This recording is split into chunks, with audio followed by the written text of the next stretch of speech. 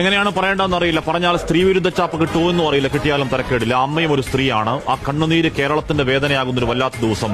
അത് പറയാൻ കഴിവില്ലെങ്കിൽ പിന്നെ കോട്ടുമെടുത്തിട്ട് ഇവിടെ വന്നിരുന്നിട്ട് കാര്യമുണ്ടോ?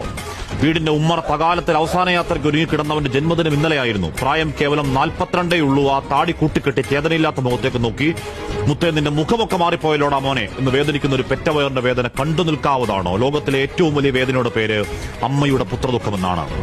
ദീപകിന്റെ തലക്കൽ കൊളുത്തിവെച്ച നിലവിളക്ക് പോലെ അച്ഛനും അമ്മയ്ക്കും കുടുംബത്തിനും ആ വീടിന്റെ ഒരേയൊരു വെളിച്ചം താനെയങ്ങ് കിട്ടുപോയതല്ല. റീച്ചിനും ഷെയറിനും വേണ്ടി അഹങ്കാരത്തിന്റെ പരികൊള്ളിൽ ഒരു സ്ത്രീ അടിച്ചു കെടുത്തിയതാണ്. ഒരു കുടുംബം നാനാവിധമാക്കിയതാണ്.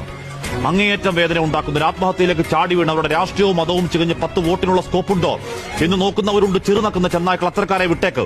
ഇവിടെ പ്രശ്നം അതല്ല.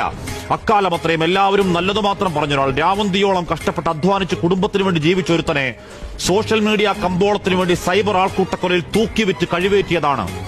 നവീൻ ബാബുവിന്റെ കാര്യത്തിൽ എപ്പോഴും പറഞ്ഞതുപോലെ മരിച്ചുപോയവർക്ക് വേണ്ടി ആഞ്ഞുവാദിക്കൽ ഉത്തരവാദിത്തമെന്ന ബോധ്യത്തിൽ മാത്രമല്ല, വീഡിയോ പലയാവർത്തി കണ്ട ബോധ്യത്തിൽ പറയുന്നു. ആ യുവാവ് 110% നിരപരാധി. ഭാരമുള്ളൊരു ബാഗ് ഉയർത്തുമ്പോൾ അറിയാതെ പറ്റിയത്, റീച്ചിന് പറ്റിയ ഒരു കോപ്പ് കിട്ടിയ ആനന്ദത്തിൽ ചിരിച്ചുകൊണ്ട് ലൈംഗികാതിക്രമം പകർത്തിയെന്ന് ആരോട് പറയാനാണ്? ആദ്യമിട്ടൊരു വീഡിയോ എറിച്ചില്ല. പിന്നെ ആ സ്ലോ മോഷൻ പല ആംഗിളിൽ എഡിറ്റ് ചെയ്ത് സാരോപദേശം തള്ളിക്കയറ്റിയ വീഡിയോ ഇന്നലെ അപ്പോൾ 27 ലക്ഷം പേര് കണ്ടെങ്കിൽ ഒരുത്തനെ പച്ചയ്ക്ക് വെട്ടിക്കീറി ഇറച്ചി കഷ്ണം വിൽപ്പനയ്ക്ക് വെച്ചതിന്റെ കൂലിയാണ്.